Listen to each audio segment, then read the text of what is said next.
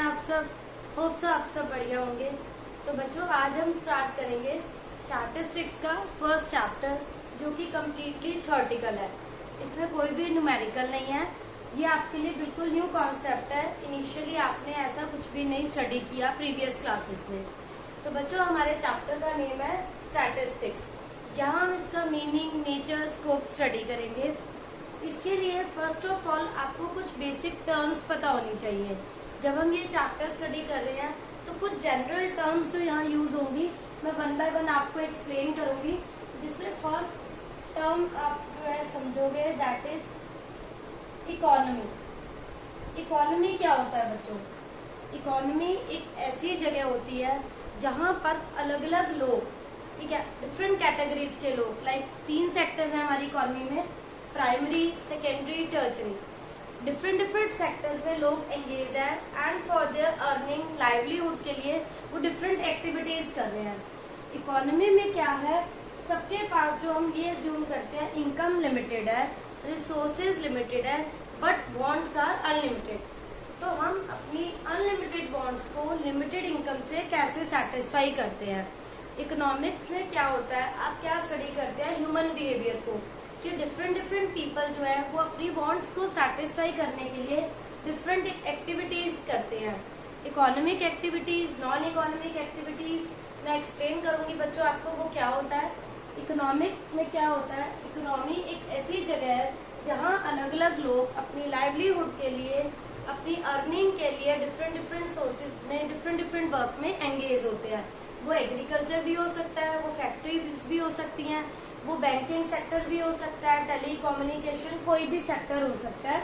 अपनी अर्निंग के लिए लोग डिफरेंट सेक्टर्स में इन्वॉल्व है। इसके बाद एक नेक्स्ट टर्म आती है बच्चों, प्रोड्यूसर कौन होता है? प्रोड्यूसर वो पर्सन है जो प्रोडक्शन में एंगेज है। प्रोड्यूसर इज अ पर्सन जो क्या कर रहा है, हु इज प्रोड्यूसिंग कमोडिटीज। वो प्रोडक्शन कर रहा है, गुड्स बना रहा है। Who is producing goods for economy. Economy में लोग अपनी लाइवलीहुड के लिए डिफरेंट सेक्टर्स में वर्क कर रहे हैं to satisfy their wants with limited resources. सबके पास जो रिसोर्सेज क्या है, लिमिटेड है, but wants are unlimited. Producer के बाद आता है प्रोडक्शन। प्रोड्यूसर वो है जो प्रोडक्शन कर रहा है, एंड प्रोडक्शन क्या है, it is a process of producing goods. Raw material को आप फिनिश गुड्स में कन्वर्ट करते हैं सो दैट सोसाइटी जो है उसको यूटिलाइज कर सके। लाइक अगर हम टॉप पहन रहे हैं, जीन्स पहन रहे हैं, तो वो फैब्रिक से बन रहा है। रॉ मटेरियल को फिनिश गुड्स में कन्वर्ट करना, conversion of raw material into finish goods so that people can consume it, ठीक है। तो डिफरेंट टाइप्स की कैटेगरीज आती है गुड्स में भी।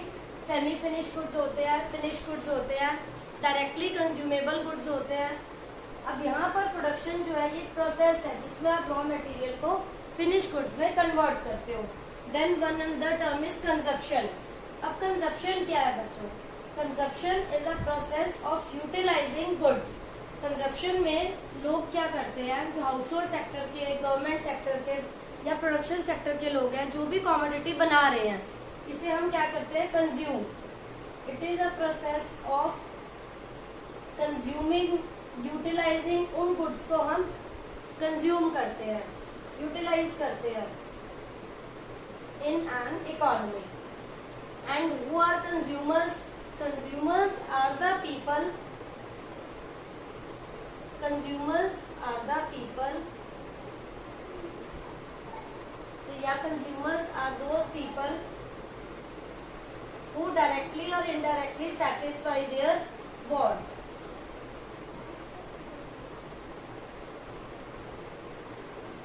By buying the commodity. Goods को खरीदकर वो अपनी सेटिस्फेक्शन को इंक्रीज करते हैं। गुड्स को परचेज करके अपनी सेटिस्फेक्शन इंक्रीज करते हैं। तो ये ये डिफरेंट डिफरेंट टर्म्स है। इसके बाद नेक्स्ट आती है बच्चों सेविंग्स क्या है। कोई भी प्रोड्यूसर अपने एक्सपेंडिचर के बाद जो अमाउंट बच जाता है, आप उसे बैंक में जो अमाउंट रखते हैं वो इन्वेस्टमेंट आप उसे कहीं भी कर सकते हैं। कुछ लोग बैंक में आरडी ओपन कर देते हैं। अपने सारे एक्सपेंसेस निकालने के बाद जो अमाउंट होता है that is known as savings, जिसको आप अपने फ्यूचर के लिए सेव करके रखते हो। Then one another term is investment.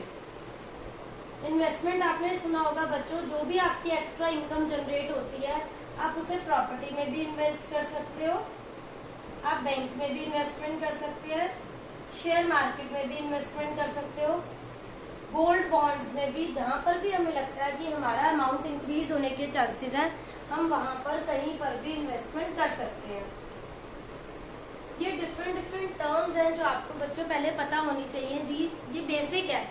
आप अगर इकोनॉमिक्स को स्टडी कर रहे हैं क्लास 11th में, तो ये कुछ बिल्कुल स्टार्टिंग की बेसिक टर्म्स हैं जो आपको पता होनी चाहिए। Producer, production, saving, consumption. Then one word is economic activity क्या होती है, या फिर नॉन इकोनॉमिक एक्टिविटी क्या है। डिस्ट्रीब्यूशन में क्या होता है, डिस्ट्रीब्यूशन क्या होता है बच्चों, कोई भी प्रोड्यूसर जो है वो डिफरेंट फैक्टर्स ऑफ प्रोडक्शन को यूज करता है। जैसे लैंड है, लेबर है, कैपिटल है, उन पर वो क्या पे करता है। लैंड पे हम पे करते हैं रेंट, अगर लैंड हमारी नहीं है तो। लेबर हम हायर करते हैं, लेबर को हम क्या देते हैं, वेजेस। जो भी पैसा कैपिटल लगाया हुआ है उस पे हम क्या पे करते हैं, इंटरेस्ट। लैंड पे रेंट जाता है, लेबर को वेजेस जाती है, कैपिटल पे इंटरेस्ट जाता है। This is known as distribution, की ओनर जो फैक्टर्स ऑफ प्रोडक्शन की पेमेंट करता है। So sorry. Then another term is economic activities. अब ये इकोनॉमिक एक्टिविटीज क्या होता है, प्रोड्यूसर जो भी एक्टिविटी कर रहा है या कोई भी पर्सन जो एक्टिविटी कर रहा है जिसमें उसका मोटिव जो है वो प्रॉफिट अर्निंग के लिए कर रहा है। प्रोड्यूसर कुछ भी बना रहा है वो सोशल वेलफेयर के लिए नहीं कर रहा, उसमें उसका मोटिव क्या है, प्रॉफिट अर्न करना, उसे प्रॉफिट जनरेट होना चाहिए। सिमिलरली अगर एक हाउसवाइफ अपनी फैमिली के लिए, बच्चों के लिए, हस्बैंड के लिए, if that lady is cooking food और washing clothes, that is non economic activity. अगर हम अपनी फैमिली के लिए कुछ कर रहे हैं out of love, out of affection, out of attachment, that is non economic activity. And अगर आप प्रॉफिट अर्निंग के लिए कर रहे हो बच्चों, दैट इज इकोनॉमिक एक्टिविटी। तो ये सभी टर्म्स आपको बच्चों पता होनी चाहिए। इसके बाद आता है बच्चों कि अगर हम स्टैटिस्टिक्स स्टडी कर रहे हैं तो स्टैटिस्टिक्स है क्या। अगर आप कोई भी इंफॉर्मेशन जिसे हम न्यूमेरिकल टर्म्स में एक्सप्रेस कर रहे हैं, that is considered as data. वो डाटा है, ठीक है, वो स्टैटिस्टिक्स नहीं है।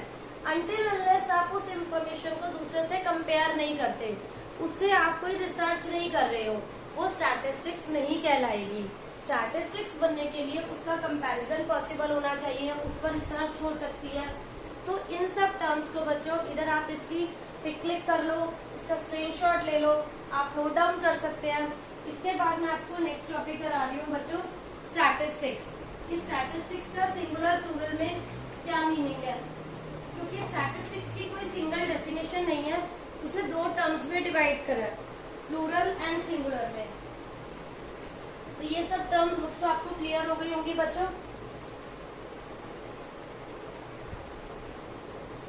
आपको इन सबके मीनिंग्स रिवाइज करने हैं, इन सबका आपको कंसेप्ट क्लियर होना चाहिए कि ये सब टर्म्स क्या है इकोनॉमिक्स में। अगेन एंड अगेन ये चैप्टर्स में आएंगी टर्म्स, तो there should not be any type of confusion कि इन टर्म्स में आपने क्या स्टडी करा है। इसके बाद जब हम स्टैट्स को पढ़ते हैं बच्चों, स्टैट्स को हम सिंगुलर, इसको आप दो टर्म, इसके दो पार्ट्स हैं। स्टैट्स को हम सिंगुलर एंड प्लूरल दो कंसेप्ट्स में स्टडी करेंगे। सिंगुलर में क्या है और प्लूरल में क्या है।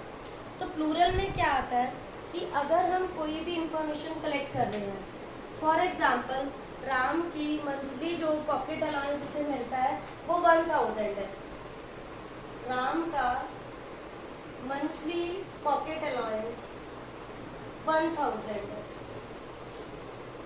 तो this is not a type of statistics, क्योंकि दिस इज डेटा। कोई भी किसी तरीके का कंपैरिजन नहीं कर रहे हैं। जब हम इसका कंपैरिजन करते हैं कि बाकी स्टूडेंट्स के साथ, शाम के साथ या पूरी क्लास के साथ, तो ये क्या बन जाता है, स्टैटिस्टिक्स। तो प्लूरल में क्या होता है, जो भी इंफॉर्मेशन हमने कलेक्ट करी है, if information collected allows you to make any type of research or any type of comparison. If that information helps you in making any research or making any comparison, और research में अगर वो information helpful है तो वो क्या है, statistics है। तो प्लूरल सेंस में हम यही पढ़ते हैं कि कोई भी इंफॉर्मेशन जिससे हम कोई एनालाइज कर सके, कुछ इंटरप्रिटेशन कर सके, कुछ एनालाइज कर सके या इंटरप्रिटेशन कि राम का पॉकेट अलाउंस कम है बाकी बच्चों से या ज्यादा है, तो उसको हम क्या बोलेंगे, प्लूरल सेंस में, ये स्टैटिस्टिक्स में। फाइन।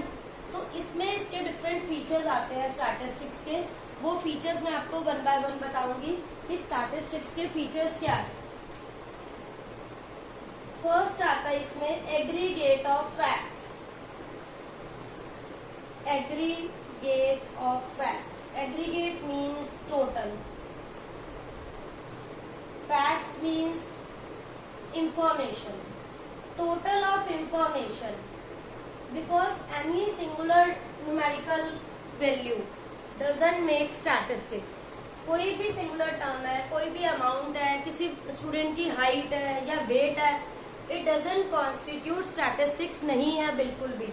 जब आप दो बच्चों की हाइट का कंपैरिजन कर रहे हो या वेट का कंपैरिजन कर रहे हो, तो वहां पर वो क्या बन जाता है, स्टैटिस्टिक्स। तो स्टैटिस्टिक्स में फर्स्ट फीचर आता है कि जब आप इंफॉर्मेशन, टोटल इंफॉर्मेशन एक साथ लेते हो, पूरी क्लास के अगर आप मार्क्स का कंपैरिजन कर रहे हो बच्चों का एक दूसरे से, तो वो क्या कहलाएगा, स्टैटिस्टिक्स। देन इज द, इसका सेकंड फीचर आता है, it should be numerically expressed. ये जो इंफॉर्मेशन है वो न्यूमेरिकली एक्सप्रेस्ड होनी चाहिए। मतलब ऐसा नहीं है आप कहो कि राम के मार्क्स श्याम से ज्यादा है या कम है, जो भी इंफॉर्मेशन है it should be expressed in numerical terms में। जब हम कंपैरिजन करेंगे तभी वो क्या बनेगी, स्टैटिस्टिक्स। तो न्यूमेरिकल टर्म्स में एक्सप्रेस होना भी जरूरी है और उसका दूसरे से कंपैरिजन होना भी जरूरी है। अब इसमें थर्ड पॉइंट आता है कि it is affected by multiplicity of causes. इसका मतलब क्या है, affected by multiplicity of causes. कोई भी इंफॉर्मेशन है उसके बहुत सारे कॉजेज हो सकते हैं। फॉर एग्जाम्पल आप ये समझो, लाइक कोई भी आईफोन है, सपोज आईफोन 11, 12, 13, किसी भी आप आईफोन की हम बात करें, उसका जो भी प्राइस है, अगर हम कहें वो एकदम से इंक्रीज हुआ, तो उसका क्या रीजन है, वो जो इंक्रीमेंट हुआ है उसके प्राइस में, आईफोन 14, 15 वॉटएवर, वो क्यों हुआ है, उसके कुछ रीजंस होंगे। वो एक रीजन नहीं होता, या तो उसकी क्या होगी, पीछे से सप्लाई कम होगी, वेदर उसकी, अगर देखो डिमांड ज्यादा, उन्हें कैसे पता चल रहा है उसका, अगर वो प्रोडक्ट, वो मॉडल अच्छा है, डिमांड लोग ज्यादा कर रहे हैं, एंड अगर उसकी पीछे से उतना उसका प्रोडक्शन नहीं है, उसकी सप्लाई कम है, तो उस केस में उसका प्राइस क्या होगा, इंक्रीज हो जाएगा। लेकिन अगर उसकी डिमांड भी ज्यादा नहीं है, उस केस में उसका प्राइस इंक्रीज नहीं होगा, बिकॉज ऑलरेडी अगर उसकी जो है मैन्युफैक्चरिंग नहीं हो रही है, वो शॉर्टेज है and people are also not demanding, तो वो सेम प्राइस पे रहेगा। बट अगर लोग उसकी डिमांड ज्यादा कर रहे हैं, उसके due to its features and उसका प्रोडक्शन कम है, तो वहां पर उसका प्राइस क्या हो जाएगा, इंक्रीज हो जाएगा। तो इसीलिए इसे बोला है it is affected by multiplicity of causes.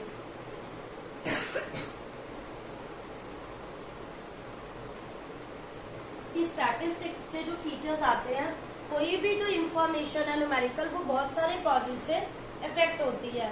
Then हमने वो जो कोई भी इंफॉर्मेशन है उसका कोई प्री डिटरमिन्ड पर्पस होना चाहिए, कि वो इंफॉर्मेशन हमने ऐसे ही नहीं कलेक्ट करी। प्री डिटरमिन्ड पर्पस, जो भी इंफॉर्मेशन हम कलेक्ट कर रहे हैं वो किसी ना किसी पर्पस से कलेक्ट कर रहे हैं। फॉर एग्जाम्पल अगर हम ये बात करें, एवरी ईयर स्टैटिस्टिक्स की बुक में एक अनएम्प्लॉयमेंट का चैप्टर है, पॉवर्टी का चैप्टर है, वो एवरी ईयर अपग्रेड कैसे होता है, how do we get to know कि एवरी ईयर इतने लोग अनएम्प्लॉयड है या इतने पॉवर्टी लाइन के बिलो हैं, बिकॉज एवरी ईयर जो है वो लोग रिसर्च करते हैं, डिफरेंट पीपल को ये ड्यूटीज असाइन की जाती हैं कि अब एक पर्टिकुलर एरिया अलॉट किया जाता है जहां पर जाकर वो सर्वे करते हैं एंड वो उस ईयर की बुक में पब्लिश होता है कि पर्टिकुलर एरिया में अनएम्प्लॉयड पीपल कितने हैं, वर्किंग कितने हैं, पॉवर्टी लाइन के नीचे कितने हैं, जिससे क्या होता है एवरी ईयर जो डाटा है वो रिफ्रेश होता है बुक्स में। तो कोई भी जो पर्पस हम लिए बिना उसको नहीं करते, अगर एवरी ईयर बुक्स में पब्लिश नहीं करना हो तो सर्वे की कोई नीड ही नहीं है। ये सर्वे इसीलिए कराया जाता है सो दैट लोगों को पता चल सके कि रिसेंट पॉवर्टी का लेवल क्या है, अनएम्प्लॉयमेंट लेवल क्या है, या जो पॉपुलेशन का डाटा है उसमें डेथ रेट क्या है, बर्थ रेट क्या है, जितने भी न्यूली बॉर्न है उनका रजिस्ट्रेशन क्यों होता है, या जिनकी डेथ हो रही है उनका रजिस्ट्रेशन क्यों हो रहा है, सो दैट जो प्रेजेंट न्यू डेटा है वो पता चल सके। बुक्स में न्यू डेटा ही बच्चे स्टडी करते हैं, अगर हमें इसको बताने की नीड नहीं हो तो हम वो सर्वे भी नहीं करें। वो सर्वे इसीलिए कराया जाता है, सब लोगों की ड्यूटी लगाई जाती है कि उन्हें पर्टिकुलर एरिया में जाकर ये इन्फॉर्मेशन कलेक्ट करके लानी है। तो ये गवर्नमेंट पीपल की, गवर्नमेंट टीचर्स को ड्यूटी असाइन करी जाती है। तो कोई भी पर्पस के बिना जो है वो काम अगर हो रहा है तो वो स्टैटिस्टिक्स नहीं है। स्टैटिस्टिक्स में आप कोई भी न्यूमेरिकल इन्फॉर्मेशन कर रहे हैं, बच्चों के मार्क्स पूछ रहे हैं कंपैरिजन के लिए किसके कम है ज्यादा है, तो यहाँ पर कोई ना कोई पर्पस होना कंपल्सरी है। वन मोर पॉइंट इज कि अगर आप जो भी इंफॉर्मेशन कलेक्ट कर रहे हैं it should be collected in a systematic manner. जो भी इंफॉर्मेशन कलेक्ट हो रही है वो सिस्टमैटिक मैनर में होनी चाहिए। फॉर एग्जाम्पल एक न्यू पब्लिशर को बुक्स पब्लिश करनी है तो ऐसा नहीं है वो पहले बुक्स पब्लिश करेगा एंड लास्ट बाद में वो सर्वे करेगा कि बुक्स कम तो नहीं रही। Initially if any new publisher wants to publish the books तो उसे स्टार्टिंग में पहले ही जाकर डिफरेंट एरिया में कि स्कूल्स में उस पर्टिकुलर बुक के राइटर की क्या रिक्वायरमेंट है, तो तभी वो उसके अकॉर्डिंग स्टूडेंट्स कितने हैं वो एक सर्वे करेगा कि कम नहीं होनी चाहिए, ज्यादा हो जाए नो इशू, तो वो वहाँ जाकर डिफरेंट स्कूल्स में या डिफरेंट एरिया में नंबर ऑफ स्टूडेंट्स की इंफॉर्मेशन कलेक्ट करेगा, जिसको हम प्री डिटरमिन पर्पस बोलते हैं, सो दैट सबको बुक्स अवेलेबल हो सके ऑन टाइम, देन वो उसके अकॉर्डिंग पब्लिश करेगा। तो जो भी इंफॉर्मेशन है वो एक सिस्टमैटिक मैनर में कलेक्ट होनी चाहिए। ऐसा नहीं है पहले बुक्स पब्लिश कर ली देन वो इंफॉर्मेशन कलेक्ट करने गया, उस केस में उसकी इंफॉर्मेशन जो है वो वेस्ट हो जाएगी, उसका टाइम वेस्ट होगा क्योंकि वो सब स्टूडेंट्स को प्रोवाइड नहीं हो पाएगी। इससे क्या होगा उसकी इमेज गुडविल खराब होगी, नेक्स्ट टाइम में उसको उसका जो प्रॉपर उसे मिली थी ड्यूटी रिस्पॉन्सिबिलिटी वो नहीं कर पाएगा। तो स्टैटिस्टिक्स में ये सब पॉइंट्स आपको पता होने चाहिए जो इसके फीचर्स हैं। Numerically expressed, it is affected by multiplicity of causes and they should be collected in a systematic manner. तो यहाँ पर बच्चों हमने इसको प्लूरल सेंस में स्टडी करा, उसके फीचर्स करे। रिमेनिंग का चैप्टर हम नेक्स्ट क्लास में करेंगे। तो सो बच्चों आप सबको ये टॉपिक क्लियर हो गया होगा, कोई डाउट नहीं होगा। Still you are having any doubt please ask in comment section and if अगर आपको वीडियो अच्छी लगी हो तो please like share and subscribe करना मत भूलिएगा। Thank you.